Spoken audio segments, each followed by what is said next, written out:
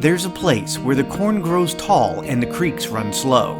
A place where you can find covered bridges and a much slower way of life. I've spent the last 30 years traveling the countryside, photographing, documenting, and now videoing old water mills.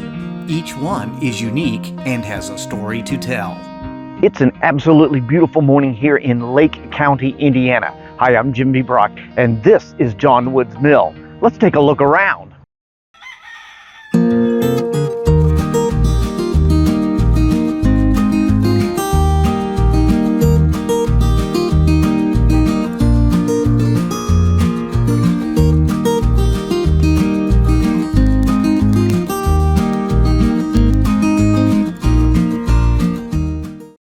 The John Wood Mill was built in 1876 and is now part of the Lake County Parks system. The structure is nestled in a beautiful garden setting. Waiting inside to show us around is my friend David Flood. This piece here is a buckwheat sheller. Buckwheat is a little bit different. We always talk about the grains that the farmer would bring in, but buckwheat is actually a flour from the buckwheat plant. It's very popular still in Asian countries. And people get it here. You hear about buckwheat pancakes. It makes a very fine, very like talcum powder type flour. It's kind of a grayish color, but we don't really use it a lot in baking here now. But back then it was very nutritious, and so it was an important staple for a lot of people. And this mill, from what we've read, was probably the only mill in this part of Northwest Indiana that actually did buckwheat regularly. And so the sheller was probably up on the second floor. The seeds of that flour are just kind of little black triangular seeds, and it would get fed down into here, and those leather belts would be turning the machine, and it would turn the rollers here, which are corrugated, and it would crush the shell. At the same time, it would be vibrating and sifting it. And there's a fan in here that would blow that shell of that seed out, probably just blow it out the window. And they would take that, the little seed inside that shell, and grind it and use it for baking. But this, the shells, those little black shells, they were doing so much of it that to this day, now they probably haven't ground buckwheat here in over 100 years, but I'll still find little pieces of the buckwheat shell that fall out from the joists on the floor. I used to think it was a remnant from mice or something that were eating a seed in here. I couldn't figure out where they were coming from. But then our CEO, Jim Bagawa, said that if you look up in these joists, there's so much of those shells still in there. I could pull out a handful of them. It's crazy. So they must have been blowing it out that window. My guess is that the sheller would have been on the second floor by that window, because that's where all the shells are. So I'm guessing a machine like this would have been blowing it out the window up there. Kind of a testament to show how dangerous. I mean, you have open gears. So as this is turning, you get your hand caught in there. You would never see a miller with loose clothing, because you get your something caught in there, it is not coming out. Because there's one thing that you don't see on it, besides not being, now you would have this covered, everything was open. But one thing you don't see here is an off switch. They don't have off switches. So once that water starts going through the turbines or the water wheel is turning, it's on, and it's going to stay on until somebody shuts it off or closes off that waterway. This is ready to go. We could put a belt on this today, and it would run.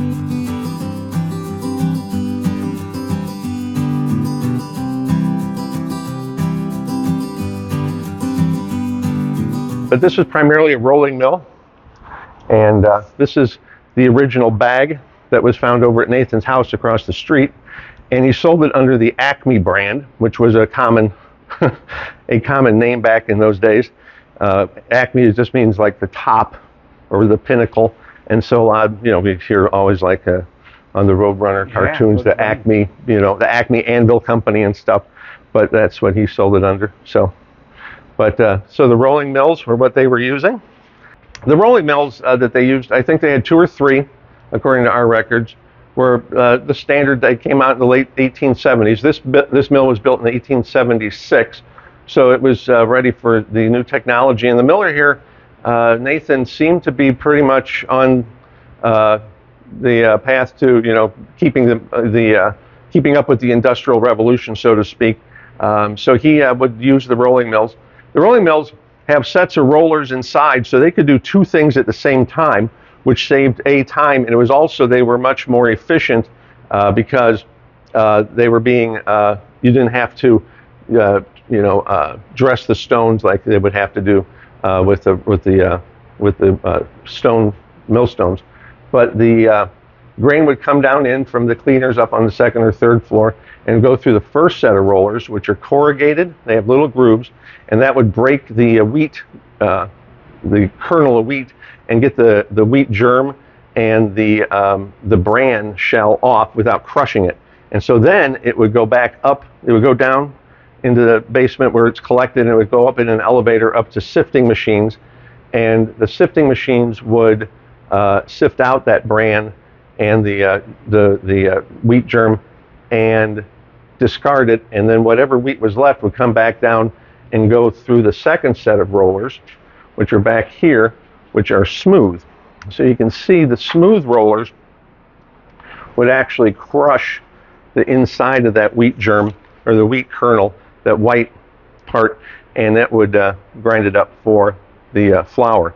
And again, it might take a couple times to go through. So it was an automated mechanism. So it would go through, it would go down, elevators would take it up, it would come back down through chutes, down into the, back through the rolling mill. And this would be so efficient at doing that, that it would actually extract all the nutritious parts of the grain. And so what was left, that white flour, had no nutritional value whatsoever. So flour, which is what this mill primarily did, was much more labor intensive because it would have to go, like I said, it would have to be ground and then go back up sifted. And so the sifting machines like these were up on the second or third floor. So this is called what they call a dresser or a bolter. You can see in here there's this cylinder, or this contraption here, would be covered with silk, generally silk, or they could have a fine mesh like screening, but that's really hard to clean. This is the inside of one this is more for the corn meal. So like if you're making grits or corn flour, you can kind of sift it through here, but this screen, as you can kind of see, gets really kind of clogged up. And so the millers would use, and plus in the early days, they didn't have technology to make a screen like this. So in the early days, they were using silk. Fine pieces of flour could go through the silk, and that's how they knew that was fine enough to be considered what they call flour. And then that would kind of that would come out early, and you could kind of adjust which side that comes out of on the machine. And so the fine silk would come down here, and these augers would be turning, and it would force that white flour down here, and it would come down a chute and get bagged down in the lower levels. John Wood Mill also ground corn. Let's take a look at that process.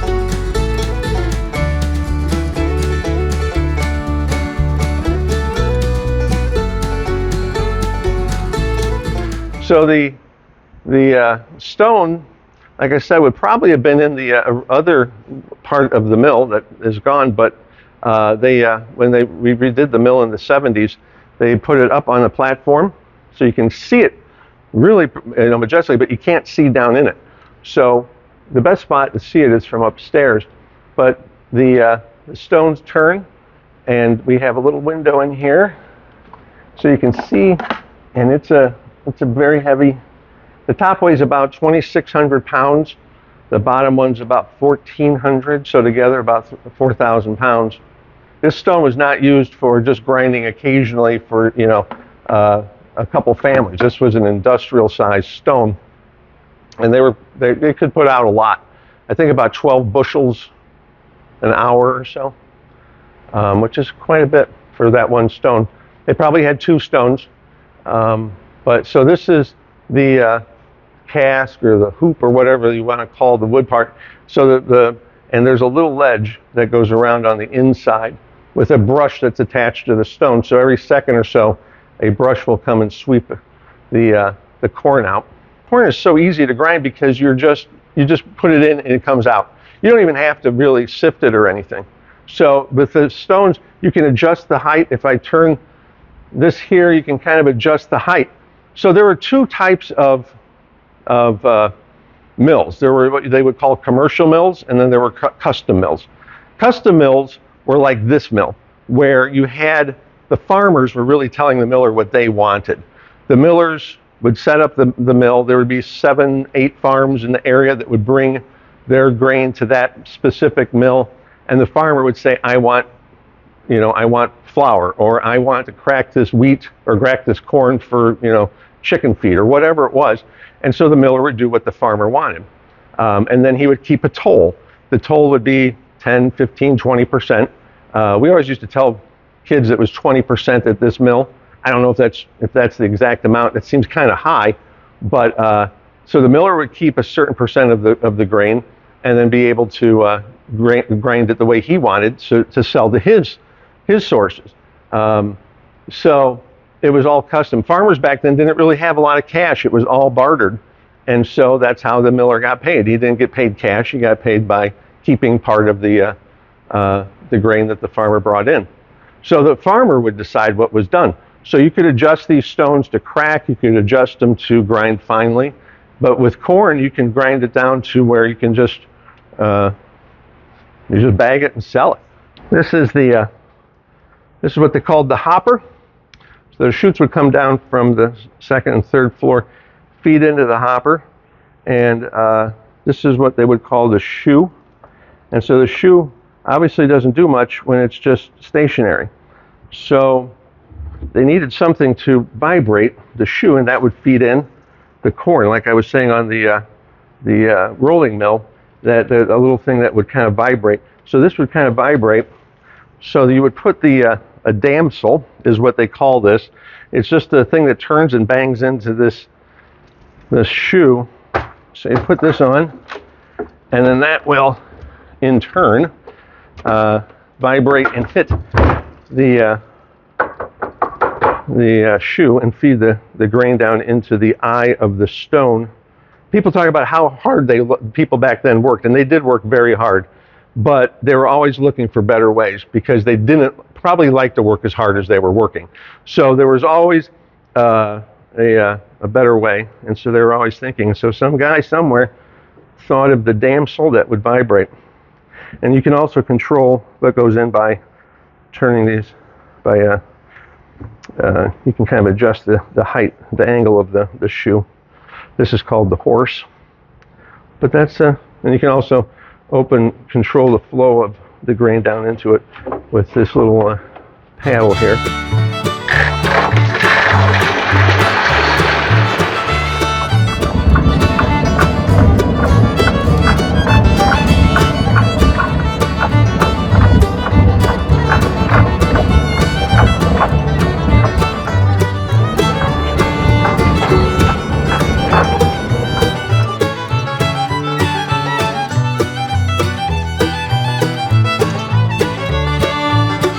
I want to stop for just a minute and talk about the stones that are typically in these mills. This one is probably a running stone. There are 2 stones per set. You have a bed stone and a running stone. The bed stone stays stationary. The running stone is the one that turns against it. Both of them are going to have grooves on it like this. They have to be recut from time to time. That is called dressing the stone. And what these grooves do is they shear that corn or wheat off as the stones rotate against each other, and grinds them down into whatever consistency that you may have the stone set for. They are adjustable. The closer you get, the finer your grind's going to be. Now the product will drop into the middle, and as it works its way out to the outer edge, it gets finer and finer and finer. I think that's really neat. Now you might find some stones that are broken into pieces. Those are a modular type stone. Most of those came from France. Most of those are made from granite. And they're really kind of neat because it would have been much easier to move those stones than it would be to move an entire large stone. These stones can weigh up to 2,000 pounds or more each half, which makes them very difficult to move. So you can understand why if you had a modular stone, it would be easier to ship all the way from France. Now there's an interesting little fact about that. They used those stones as ballast in the sailing ships when they brought them across the ocean. Let's take a look at the different ways these mills used water as power. They have a turbine on display here at the mill, and I'm glad they do because I like to talk about these. This one is kind of leaned back just a little bit so that you can see underneath it at the discharge tube. A lot of times you won't be able to see these when they're on display. What happens is there's a slab of concrete that's about right here. This sticks through the concrete because this is the discharge area. This will seal then against the concrete floor. When the wicket gates are closed, almost no water is able to come through this at all. Now, what I like about this particular turbine, I'm told they found this turbine in the mud here in the 1970s when they were renovating this mill, which means this is likely the exact turbine that operated this mill all through the 1800s, early 1900s. So let's talk about how it works a little bit. While it's in that room called the penstock, this from here up is going to be full of water. And the more water there is in the penstock, the more horsepower the turbine's going to have. So when the wicket gates, that's these right here, when the wicket gates are closed, then almost no water is going through this turbine at all. So it's sitting stationary. They use this shaft over here, which goes up into the mill with a wheel. They open that wheel, the wicket gate comes open, and the weight of that water goes forced down through this turbine, turning the impeller that's inside.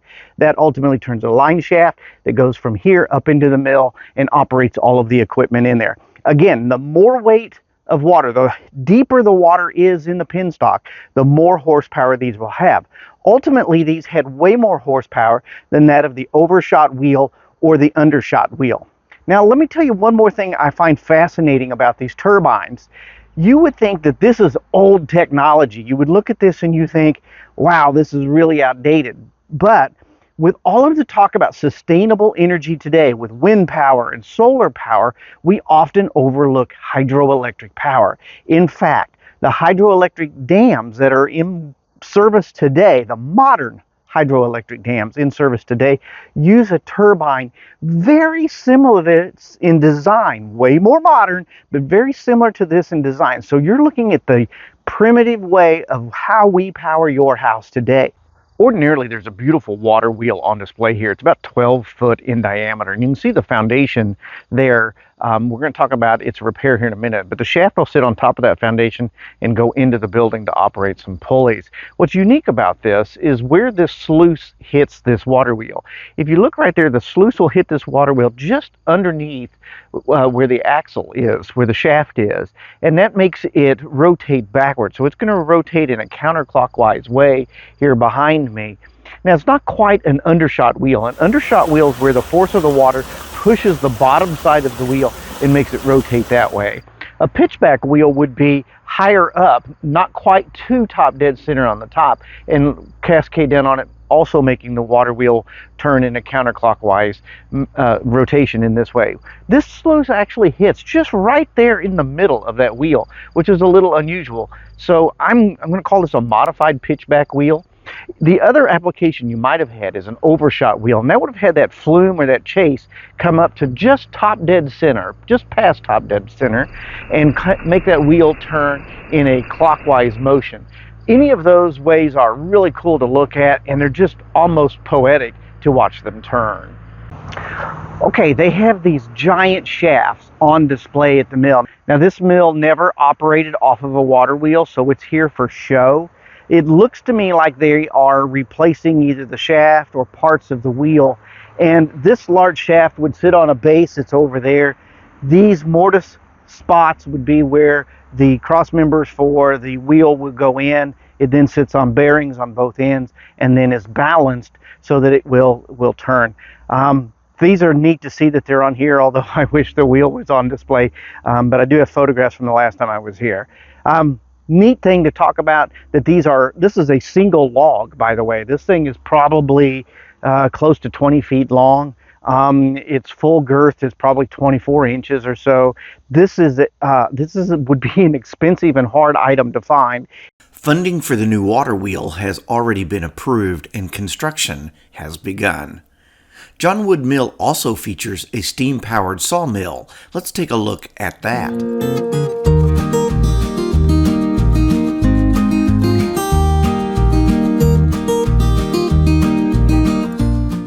Not only do I love old grist mills, but I also love steam engines and antique tractors as well. This is the sawmill that was built first on this property about 1837. This mill is steam powered. This piston here would have gone this way, and it would have turned that motion into motion for this wheel to go. The belt then powers another set of pulleys underneath and makes this carriage behind me go up and down. And on that carriage would have been a saw blade, a single stationary saw blade. It would have went up and down like this in concert with the rest of the motion on the sawmill as the log moves forward on this sled here. It would have been a very slow process to make a board, but it was way better than doing it by hand. Now, let's talk about what this sawmill built. This sawmill built not only the grist mill that's up on the hill here, but it also built a blacksmith shop, a general store, a small school, and several other small buildings that were in operation here around the sawmill and the grist mill. Nearly every grist mill we've been to, small communities pop up around it. As long as the mill is doing well, the communities around there do well as too. When the mill starts to falter, the communities start to fade away. Mills like this are the economic centers for the communities in which they serve. They are a gathering place of ideas, conversation, and community growth. Each mill is unique and has a valuable story to tell. I'm Jim V. Brock. Let's go find another mill to explore.